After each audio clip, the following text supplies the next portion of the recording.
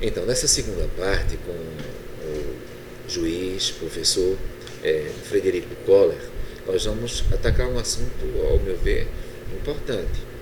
Sobretudo porque o Frederico ele é juiz-presidente da segunda turma recursal da Seção Judiciária do Estado de Pernambuco. E no meu sentir, juizados especiais federais, inclusive, eles têm, dentro da Justiça Federal, atualmente, um significado, uma importância que é enorme. Então não é possível esquecer os juizados especiais federais em qualquer discussão sobre processo. Bom, mas seria o caso do novo Código de Processo Civil tratar de juizados especiais, ou não seria? A legislação atual já é bastante, quando ele trata de acordo, ele não fala de turma recursal. Como é que você pensa a respeito desse assunto? Isso é um problema grande para a gente resolver, que é o seguinte: até onde, veja, no código, ele, de certa forma, esqueceu um pouco os juizados, né? Esqueceu de tratar dos juizados. E aí surge a dúvida: o que vem do novo código? Qual é o limite que vai se aplicar no juizado? Vai se aplicar tudo no juizado? Certo. Se houver uma aplicação integral do novo código, aí vai se ordinalizar o procedimento do juizado. Vai tornar um procedimento mais demorado e creio que não é esse o objetivo, né? Mas aí ficou, como não há uma previsão expressa, fica a dúvida. Como é que nós vamos limitar isso? O que nós vamos aplicar e o que não vamos? Era o ponto do código ter regulamentado isso, né? Mas ele não falou. Mas a AJUF participou dessas discussões, as outras associações de magistrados. Então foi um esquecimento do código, mas não um esquecimento das associações. Esse assunto foi ventilado? Não, olha, na verdade é o seguinte: foi sim, mas se preferiu deixar de fora. A ideia que teve foi o seguinte: as leis esparsas, que inclusive são as que tratam dos juizados, ou, por exemplo, a ação civil pública, que é o processo coletivo, discutiu-se muito no início do trâmite se deveria, vamos tratar de processo coletivo, vamos tratar de juizado, vamos tratar por exemplo, de execução fiscal, alguma coisa. Preferiu-se adotar a política de não tratar de nada. Isso é uma opção política, né? Certo. Então, assim, não vamos tratar de leis esparsas. E aí, realmente, fez-se o código sem tocar na leis esparsas. Agora, obviamente, que o código vai repercutir nessas leis esparsas. E esse limite aí, quem vai ter que dar é o judiciário, é a atuação do dia a dia mesmo. Mas vai ser um grave problema isso, para delimitar isso aí, né? Certo. Então, na tua perspectiva, vamos encontrar já com a entrada em vigor, com a aplicação do novo código, essa discussão. Sim. E aí eu coloco uma outra. O código prometeu que os processos viessem a ser mais ágeis. Sim. E processos mais ágeis significaria processos mais baratos, evitando a excessiva formalidade, não é? Os processos se tornando menos formais seriam mais ágeis e seriam mais baratos. Você acha que ele conseguiu atender a essas promessas? Veja, com relação à diminuição do formalismo, é um dos pontos onde o código avançou. Incluindo aí a questão da ordem cronológica. Sim. A necessidade de atenção à ordem cronológica. Bem, aí a gente fala logo depois da ordem cronológica, eu queria mesmo falar sobre isso. O código avançou no que tange ao formalismo, a diminuição do formalismo, né? Por exemplo, hoje em dia, com o novo código, vai haver quase que uma fungibilidade, né, entre recurso extraordinário e especial, no seguinte sentido: quando houver algum equívoco, algum erro que for sanável, então o STJ e o STF, eles devem permitir que a parte sane o erro, né? Então, na verdade, houve uma mudança de visão, a meu ver, muito positiva e elogiável aí no novo código, de quê? De combater a chamada jurisprudência defensiva, que é adotada pelas cortes superiores, que é a tentativa de não examinar o mérito, a tentativa de derrubar o recurso na admissibilidade. Perfeito. O que é péssimo para a justiça, né? Não examinar o mérito não resolve o litígio, as partes, as duas, saem insatisfeitas e o processo só vai ser postergado, porque possivelmente vai ter outra ação para discutir aquilo. Essa questão é fundamental. Grande parte, eu não tenho números, sim, mas grande parte dos recursos, eles, sobretudo nas cortes superiores e no Supremo, eles não têm um mérito julgado. Exato. Há um rigor que muitos cada vez maior, excessivo, né? Um rigor excessivo no exame da admissibilidade. E o código ele vem com essa ideia e ele entra em detalhes, né? Que quais os casos que o STF deve mandar sanar, se, por exemplo, eu interpuser um recurso extraordinário e alegar, em vez da lesão à Constituição Federal, eu alegar a lesão a uma lei federal, o STF, ao invés de inadmitir o recurso extraordinário, ele vai remeter para o STJ e vice-versa. Perfeito. Então, assim, a tentativa vai ser aproveitar o que for possível aproveitar e não data vênia o que ocorre hoje, que é tentar derrubar de todo jeito sem analisar o mérito. Agora, tornar mais barato, se realmente der resultado, isso sim, pode ser que seja um efeito, mas não foi o que teve em mente, não. Agora, na minha visão, eu acho, mas isso é uma visão pessoal, eu acho que o problema atual da justiça não é a entrada, não, o problema é a saída, né? Então, o acesso eu acho que está bem amplo no Brasil. Na verdade, pelo Justiça em Números, tem mais de 90 milhões de ações pendentes de julgamento no Brasil. É muito processo. Então, assim, o acesso existe. Os juizados é justiça gratuita, a pessoa não paga nada de custas. Se ela alega pobreza e também não vai pagar nada de honorário, então muitas vezes o processo é gratuito.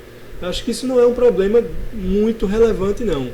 O problema, a meu ver, maior é da efetividade do processo, né? As pessoas conseguem entrar, mas não há resolução do processo num tempo razoável, não há uma resposta, não a resposta formal, que é uma sentença ou um acordo, mas a resposta do crédito que a pessoa quer receber, que a empresa quer receber, né? Então esse é o ponto fraco, a meu ver. Certo.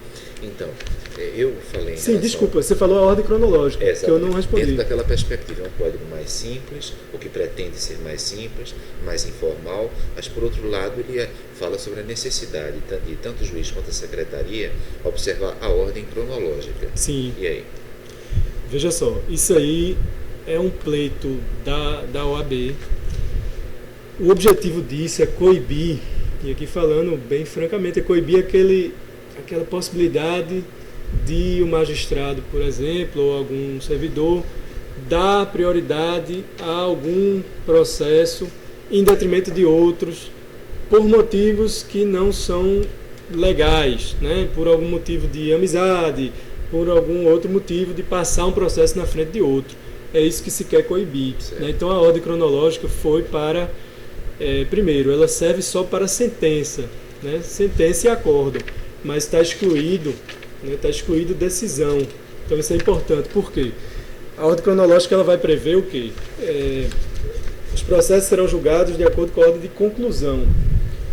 Então, aí já houve uma opção política também. Eu tive a oportunidade de questionar até num congresso que houve a nossa participação aí do deputado, que foi um dos relatores do código. Eu questionei, que eu disse, olha, deputado, por que escolheram a data da conclusão? Por que não escolheram a data da distribuição, por exemplo? Porque aí já pode surgir uma injustiça grande, né, Hélio? Deixa eu explicar para o pessoal aqui. Explica o que é distribuição. Isso, deixa eu explicar. Distribuição é quando o processo é ajuizado, né? Então vamos lá, eu entrei com a demanda em 2010, uma demanda antiga, né? Tem 5 anos que eu entrei, tá? E o processo ele está demorando, está se arrastando, a fase probatória está demorando e ele ainda não chegou no momento de julgar. Aí, essa expressão conclusão, ela denomina isso aí, é o momento em que o juiz vai julgar. Quando a gente diz os autos estão conclusos, ou houve a conclusão, quer dizer o quê? Que foi para o juiz para ele poder proferir a sentença, tá? Então, a opção legislativa que houve foi escolher a data da conclusão em vez da data da distribuição. Mas isso pode gerar injustiças, por exemplo, o exemplo que eu estava dando. Eu entrei com a ação em 2010, então a minha data de distribuição é antiga, né? E outra pessoa entrou com o processo em 2014, então a data de distribuição mais recente. Certo. Se eu usasse o critério da distribuição, deveria julgar o de 2010 primeiro, porque tem 5 anos que aquela pessoa entrou com a ação. Mas o critério não foi esse, o critério foi a causa que está pronta para o juiz julgar primeiro. Então veja, se essa pessoa entrou com a ação em janeiro de 2014, e em junho já houve a conclusão, então vamos lá, então a data para ser considerada aí é junho de 2014. Então o juiz deve julgar ele vai ficar nessa ordem. Se o outro que foi ajuizado em 2010 só estiver pronto para julgamento em setembro de 2014, portanto depois um pouquinho do outro, o juiz não poderá julgar primeiro de 2010, o que é uma coisa injusta, tá? E além disso, o que acontece? Eu acho que atrapalha a gestão que o juiz pode fazer na vara. Por exemplo, nós sabemos que há alguns processos que dão bem mais trabalho que outros, né? Processo de vários volumes, uma ação civil pública, algo que demande um estudo maior, que a gente tem que se debruçar ali vários dias, semanas, às vezes, para proferir uma sentença. E há outros processos que são aqueles repetitivos, que a gente já tem um modelo mais ou menos pronto, e aquilo ali sai vários num dia. De repente eu posso fazer 10 com o mesmo modelo. Isso acontece. Mas aí o que vai acontecer? Tá, aí deixa eu só encerrar esse ponto aí. Veja, claro que na ordem cronológica o novo código ele trouxe possibilidade de exceções. Que, por exemplo, é de julgamento de recursos repetitivos, que a gente vai entrar aí no ponto que você está querendo entrar. Mas o julgamento de recursos repetitivos ele é um conceito positivo, quer dizer, um conceito que o código determina o que ele significa. Julgamento de recursos repetitivos pelo novo código vai ser aquele recurso extraordinário, especial, repetitivo e o incidente de resolução de demandas repetitivas, o chamado IRDR. Então, nesses dois casos, em que houver esses julgamentos de casos repetitivos, eu vou poder passar na frente da lista cronológica. Mas não são todos os casos que estão inseridos nessa exceção. Tá? Por exemplo, a gente pegando casos repetitivos, casos de massa aqui, e aí eu estou dizendo vulgarmente no sentido eles são repetitivos, porque são processos que chegam todo dia. Mas se ele não tiver sido ainda julgado em recurso extraordinário repetitivo, ou recurso especial repetitivo, ou no IRDR, eu não vou poder aplicar a exceção e passar ele na frente dos outros. O que vai acontecer? Se o juiz então pegar um processo complicadíssimo, que demande maior tempo para ele proferir a sentença, que ele vai ter que passar um mês estudando, nesse período a vara não vai poder publicar sentença nenhuma. Isso é muito prejudicial. Em nome do interesse público, Sim. haveria a possibilidade de excepcionar, em razão do interesse público, essa ordem, considerando que a Justiça Federal, ela de algum modo, quase sempre tem a União, as autarquias e as empresas públicas em um dos polos da demanda. Então, justificaria o interesse público a exceção? Hélio, veja só, no artigo 12, salvo engano, que trata da ordem cronológica, ele prevê lá diversas exceções. Mas como ele criou um rol ali de exceções, é um pouco difícil a gente, nesse exemplo que eu estou dando mesmo, ele não se enquadra em nenhuma, porque eu já estudei ali detalhadamente quais são as exceções. Metas do CNJ, né? Um processo está numa meta do CNJ, ou um processo está em julgamento de casos repetitivos. Mas se for um caso que não se enquadra nesse, vai ficar um pouco complicado. Agora, no dia a dia, eu acho que o judiciário vai querer dar um jeito nisso, né? Vamos ver como é que vai funcionar. Tá? Eu acho que se não for prejudicar o direito de ninguém, pode ser que se tente criar alguma exceção desse sentido de, olha, é para o interesse público, senão eu vou ter que parar a vara toda para julgar um processo aqui, enquanto os outros poderiam estar saindo rapidamente. Né? E aí você remete a uma questão, ao meu ver, muito significativa, que a existência de uma nova lei não significa dizer que a lei traga consigo uma nova mentalidade. Exato. Então, só que isso pode ser levado ao plano mais pragmático, questão do critério de escolha das autoridades que vão efetivamente definir o que é aquela nova lei. E eu noto que discutimos muito a legislação, o novo Código de Processo Civil, mas discutimos pouco os critérios de escolha dos juízes, dos desembargadores e dos ministros, até na perspectiva do direito comparado. O que é que você acha disso? Isso é um tema que está em discussão, não é um tema propriamente do novo código, né? Seria um tema mais de, se a gente trata aí da formação dos tribunais, seria um tema constitucional, né? E a sociedade anseia aí por mudanças nesse ponto. Porque o código, ele faz uma promessa.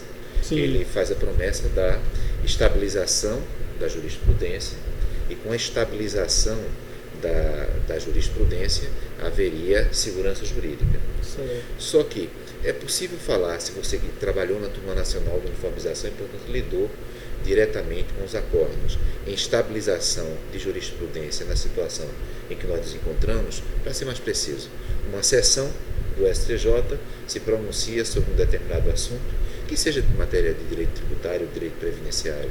E pouco tempo depois da decisão da sessão, que é a reunião de turmas, vem uma decisão monocrática de um ministro em sentido diverso. Uma decisão mesmo da própria turma, que participou da sessão, e em sentido também diverso. O que é que provocaria isso? Né? Isso, digamos, de algum modo, tendo como uma questão colateral o fato de que, por vezes, um desembargador estadual, por exemplo, passa a vida dele inteira junto a direito privado e, de repente, a vaga que surge no Superior Tribunal de Justiça é na turma de direito público. Veja só, aí você tocou num ponto importantíssimo. A gente não vai mudar a cultura por lei, né? Não se muda a cultura com canetada. Então, veja, o novo código ele tenta dar uma guinada do direito processual brasileiro no sentido do sistema de precedentes, né? Do sistema de common law. Que significa o quê? Significa que nós daremos relevância muito maior, mais do que damos hoje, a seguir os precedentes, quer dizer, aqueles acórdãos consolidados que denotem uma orientação dos tribunais superiores, né? Então, hoje em dia, o que a gente tem? A gente tem as súmulas vinculantes, mas as outras súmulas e os acórdãos, eles não são vinculantes. Né? Até, por exemplo, a súmula vinculante, se eu descumpro, cabe reclamação, né? Que ela vincula, se eu descumpro, o juiz descumpre, cabe a reclamação e o Tribunal Superior vai forçar o cumprimento. Mas até mesmo no recurso repetitivo, não há essa vinculatividade hoje. Se eu descumpro, o que vai acontecer do recurso vai seguir, e aí o STJ ou o STF, monocraticamente até, eles vão poder dar provimento ao recurso. Mas não há essa vinculatividade. E com o novo código vai ter, né? Tudo bem, ótimo, vamos mudar o sistema, né? A gente vai agora ter um sistema de precedentes, ok, mas a cultura da gente não é essa, né? E aí, como você colocou, você citou aí um exemplo da instabilidade que a gente tem na jurisprudência de todos os tribunais, especialmente do STJ, né? Tem muito isso no STJ, como tem várias turmas e sessões, há essa dificuldade de saber qual é o posicionamento atual, né? O posicionamento dominante. Por exemplo, é difícil. Você que é um juiz experiente, talvez discordo, não sei, mas mesmo nos tribunais intermediários, digamos, regionais, federais, a depender da composição da turma, muda, né? Ou da composição do pleno, né? E às vezes a composição muda bastante, a decisão da semana passada não é a decisão desta semana. Sim, veja só, o código ele está tentando alterar isso. O que ele criou? Quando ele cria o sistema de precedentes, ele diz que o sistema tem que privilegiar segurança jurídica, estabilidade e integridade das decisões. Então, isso vale para o próprio tribunal prolator. Então, muitos desses casos que a gente vivencia hoje é porque o próprio órgão prolator, como você disse, muda a composição, ele muda o resultado ali. Não pode ser assim, né? Os países de common law, eles têm uma instabilidade da jurisprudência. Mesmo se mudar a composição, eles têm que seguir. Então, você pode mudar a jurisprudência anterior? Pode, mas há um ônus argumentativo maior. O que quer dizer isso? Posso mudar, mas vai ser mais difícil, eu vou ter que argumentar mais para superar o precedente, né? E o código regula isso, ele regula de forma boa. Acho que essa parte também é uma parte boa do código, é um dos pilares do novo código, a parte de precedentes. Agora, quem vai interpretar isso vai ser o STJ e o STF. Vamos esperar que eles realmente embarquem nessa de seguir isso. Porque também, se não for seguido isso, vai ficar uma promessa descumprida. Porque o nosso sistema de convocação para os tribunais é um sistema que, no meu sentir, permite essas mudanças bruscas em curtos períodos da jurisprudência. Enfim, a isso nos remete também a modulação de efeitos. Sim. Fala um pouquinho sobre isso. Olha, a modulação de efeitos... Das mudanças jurisprudenciais. Sim. Modulação de efeitos, né, explicando, é algo que surgiu há algum tempo e originalmente no Brasil surgiu com a ADC e a DIN, Ação Declaratória de Constitucionalidade e Ação Direta de Inconstitucionalidade, que previa que o STF ele poderia, por exemplo, declarar a inconstitucionalidade de uma lei, mas dizer que ela valeria, mesmo sendo inconstitucional, ela continuaria valendo por um determinado período, né? E esse período é maleável. Quer dizer, o STF poderia dizer, a gente declarou inconstitucional, naquela regra tradicional seria que o efeito retroagiria lá para trás, porque se eu declaro a inconstitucionalidade de uma coisa, o que eu estou dizendo? Se o STF diz essa lei é inconstitucional, ela sempre foi, né? Então ela deveria retroagir e nunca ter valido. O que acontecia? Até em casos de tributário, por exemplo, isso poderia gerar se demorasse 20 anos para o STF declarar a inconstitucionalidade de uma lei, e nesses 20 anos as pessoas, as empresas se comportaram de uma determinada forma, e de repente retroagisse essa inconstitucionalidade, isso poderia gerar uma insegurança muito grande.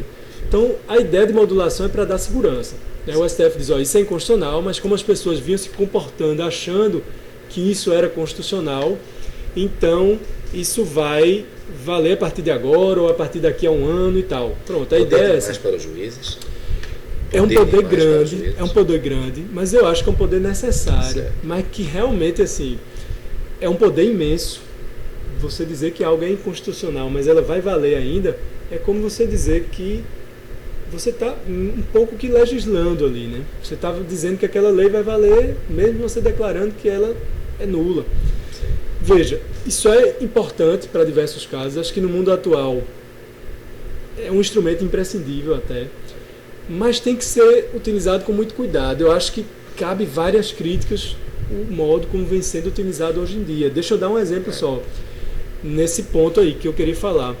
A questão dos juros e da correção monetária, por exemplo, que é algo com que nós, que somos juízes federais, lidamos diariamente, né? E a discussão é a seguinte, gente, houve uma emenda constitucional, a emenda 62, onde lá se discutiu a questão do índice de correção dos precatórios, né? E lá houve um ADIM sobre essa emenda, pugnando essa emenda, e o STF declarou a inconstitucionalidade parcial da emenda, no que tange aos juros, e por arrastamento, quer dizer, por consequência, ele declarou a inconstitucionalidade da Lei 11.960/2009, que é a lei que trata de juros e correção monetária no que tange às dívidas da União, dos estados e municípios. Então, para nós é o nosso dia a dia, né? Mas para a grande parte do juiz, porque os entes públicos são dos maiores clientes no Brasil. Eu acho que é o maior cliente da justiça no Brasil. O que já seria tema de outra palestra para criticar isso, mas vamos focar aqui. Essa questão dos juros e da correção é algo que para nós é importantíssimo. Em todos os processos nossos, onde a gente condena a União, temos que saber qual é o critério de correção monetária, qual é o critério de juros, né? Então o STF, depois de longo julgamento, declarou a inconstitucionalidade disso. O que aconteceu? Os juízes começaram a seguir. Então vamos declarar a inconstitucionalidade, vamos seguir o Supremo, né? E vamos aplicar outro critério de correção e juros. E aí o Supremo teve o processo de modulação, mas o processo de modulação demorou demais. Ele acabou de ser definido agora, semana passada. Ele demorou muito tempo para ser definido. Então o que aconteceu? Gerou uma insegurança. Todo mundo sem saber. Como é que é? O STF vai dizer que retroagiu, o STF vai dizer a partir de quando? O que a gente aplica? E nesse sentido começou, por exemplo, a União Federal começou a entrar com reclamações de algumas decisões de juiz, dizendo não, como o STF declarou inconstitucional, mas a modulação não se encerrou ainda, quer dizer, o STF não decidiu a partir de quando que vai aplicar a inconstitucionalidade, então, por enquanto está valendo. Mas isso é bem discutível, quer dizer que enquanto o STF não terminar a modulação, vai continuar valendo a lei inconstitucional? Isso é bastante discutível. Mas, né? Normalmente se fala em transposição do direito estrangeiro para o Brasil. Sim. Aí se diz, olha, funciona bem na Alemanha. Isso. Então, se funciona bem na Alemanha, deve funcionar também no Brasil. Nem sempre, né? Nem sempre. Isso aí não, de forma alguma. Essa importação acrítica de institutos, isso não pode acontecer de forma nenhuma. Acho que você está imaginando já aí o IRDR, né? Que é o Incidente de Resolução de Demandas Repetitivas, que nós estamos trazendo para o Brasil com motivação, com uma motivação declarada, uma inspiração declarada no direito alemão, no Musterverfahren, né? Que é o procedimento modelo que a gente tem lá na Alemanha. Primeiro tem que discutir se deu certo lá, se deu certo lá. Certo. E depois, se deu certo lá, não quer dizer que vai dar certo aqui, né? Trouxemos uma época aí, o tribunal trouxe, né, para uma palestra aqui, um congresso no tribunal, no TRF, foi um congresso muito interessante, Congresso de Direito Processual Brasil-Alemanha, em que veio o professor Rolf Sturner, né, um professor alemão da Universidade de Freiburg. Ele veio para cá falar sobre isso e ele disse, olha, eu me preocupo com vocês aí no Brasil, porque se vocês estão achando que esse IRDR aí vai resolver o problema de vocês, na Alemanha ele não é esse sucesso todo não. Então assim, a gente fica preocupado, porque se lá não foi esse sucesso todo, imagina aqui, né? Mas na verdade tem que ver assim, que foi uma inspiração declarada da Alemanha, mas ele está totalmente desfigurado aqui. Ele já é outro, se nós formos estudar como ele é na origem, como ele é no Brasil, ele está feito de outra forma aqui. Diminuição do número de recursos. Sim. Então esse código também diz, olha, nós tiramos os embargos infringentes, né? Estabelecemos prazos para os recursos, um prazo geral de 15 dias, uma exceção em embargos declaratórios. Então todos os recursos com prazo só. Você acha que ocorreu realmente, pela diminuição do número de recursos, um avanço no sistema recursal no Brasil? Não, eu acho que esse ponto é criticável. Não houve praticamente avanço algum aí, eu acho que houve até retrocesso, né? Deixa eu dar minha visão aí sobre esse tema. Quais os recursos que foram extintos? Na verdade, por que a gente até fala nisso? Porque quando saiu a exposição de motivos do projeto, do código, dizia-se isso, vamos eliminar vários recursos. E eliminou? Não. Na prática, o que foi eliminado? Eliminou o agravo retido e eliminou os embargos infringentes, né? Em princípio seria isso. Os embargos infringentes, primeiro, era um recurso que não é ele que faz a diferença entre o processo ser rápido ou não, porque é um recurso que cabia em casos muito específicos, era só quando houvesse um voto vencido, né? Em 2001 já houve uma alteração da legislação para tornar mais restritivo ainda o cabimento dos embargos infringentes. Então ele só caberia se a apelação fosse provida por maioria. Então era só em caso de provimento da apelação por maioria. Se ela fosse provimento. Isso, provida por maioria. Se fosse negada a apelação por maioria, já nem cabia. Então ele era bem restrito. Mas vamos lá, se fosse excluir os embargos infringentes, estava bom. Aí excluiu, e aí esclarecendo para os internautas aí, os embargos infringentes é para levar de um órgão colegiado de um tribunal para o órgão plenário, ou para o órgão que tenha mais desembargadores, né? Como se fosse para uniformizar dentro do tribunal, certo? É um recurso a mais. Aí foi extinto, mas aí criaram, no lugar dos embargos infringentes, criaram uma técnica de julgamento que não tem nem nome, e estão apelidando aí, entre os processualistas, a gente apelida de embargos infringentes cover, né? Então, é a coisa, ou como já disseram brincando aqui, é o Wolverine do processo, que ele é imortal, né? Os embargos infringentes. Ele morre e renasce, é fênix, né? Uma linguagem mais bonita seria aquela fênix, ele renasce mais forte. O que acontece? Ele foi extinto e aí criaram uma técnica de julgamento que tecnicamente tem sido chamada técnica de julgamento ampliado, né? Algo assim. Por quê? Ele não é recurso, ele realmente foi extinto, os embargos infringentes, mas ele remanesce a ideia dele, porque quando o tribunal julgar, sempre que houver voto vencido, e aí não há mais aquela restrição, então agora é mais amplo, sempre que houver um voto vencido, ele mantém a restrição, salvo engano, para apelação, mas ele ampliou, porque agora cabe para agravo também. Quando o agravo for julgado, isso não cabia hoje em dia, vai caber julgamento de agravo, julgamento de apelação. Não é nem recurso, é algo automático, como se fosse a remessa necessária, né? Algo automático que vai fazer o quê? Por exemplo, no nosso tribunal aqui em TRF, a gente tem uma turma com 3 desembargadores. Se 2 desembargadores votam num sentido e um vota em outro, nessa técnica ampliada vai ter que chamar mais 2 desembargadores para completar o julgamento. E aí vai para aquela crítica que tu fizeste, que é, às vezes no tribunal tem desembargador que nem é da área. Nesse caso vai acontecer isso. Em tribunais que há divisão por matéria, se há uma Câmara de Civil e vai dar um voto vencido, vai ter que chamar de outra Câmara. Vai chamar o quê? Da Câmara de Penal. Perfeito. E aí é um desembargador que nem lida com aquela matéria, vai ter que julgar aquilo ali. Então ficou, a meu ver, a emenda saiu pior do que o soneto nesse ponto aí, né? Então, embora o nosso tempo já esteja, infelizmente, escoando, eu queria deixar mais uma pergunta, uma reflexão, que é a seguinte. a audiência, tentativa de acordo antes da contestação, como regra geral.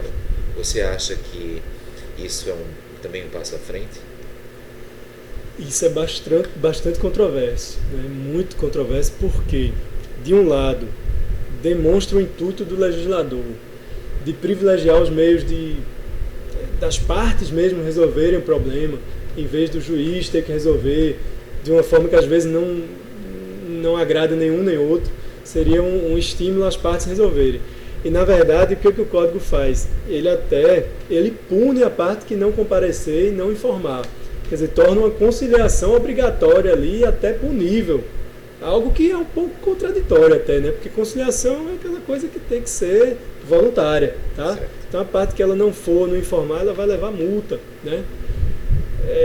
Eu não sei, eu não tenho resposta para isso, mas, por um lado, pode ser que estimule mais conciliações. Por outro, por exemplo, aqui na Justiça Federal, nós sabemos que o ente público, em muitos poucos casos, a União, por exemplo, ela não é muito grande a gama de casos em que ela faz acordo. Então, se a gente for marcar audiência de conciliação para todos esses casos da União, vai ser perda de tempo para nós. Né? Principalmente no juizado, a gente não precisa marcar uma audiência de conciliação prévia, porque na audiência de instrução e julgamento já há discussão sobre conciliação. Né? Então, se for feito, vai ser naquele momento. Tá? Então, hoje nós conversamos com o Dr. Frederico Koller. Me parece que a análise é uma análise muito produtiva para efeito de reflexão, uma perspectiva diferente, com temas também diferentes em relação aos anteriores. Então, agradeço ao Frederico por ter nos permitido escutá-lo. Eu que agradeço a oportunidade e sigam assistindo aí as palestras que estão de um nível excelente, e eu parabenizo ele mais uma vez pela ideia e pela iniciativa. Obrigado, Parabéns. Frederico. Obrigado.